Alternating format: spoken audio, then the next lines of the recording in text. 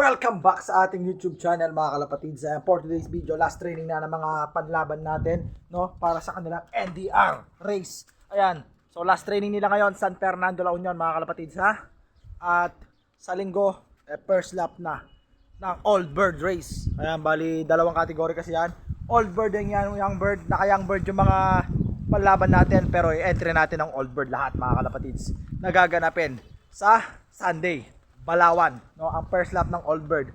Bali 6 laps ang Old Bird and 5 laps sama ng Young Bird mga kalapatids. Ayan, at napakaganda ng panahon kaso medyo mahangin at mukhang headwind, patulak ang hangin sa mga ibon, no. Na-release kaninang 6:30 yung mga ibon. Eto, time check tayo, 8:07 na. So mga 7 minutes pa o 10 minutes umpisa na ng speeda ng 1/4 pababa. Oh, ayan. Okay na ha. Abang-abang tayo pamaya-maya.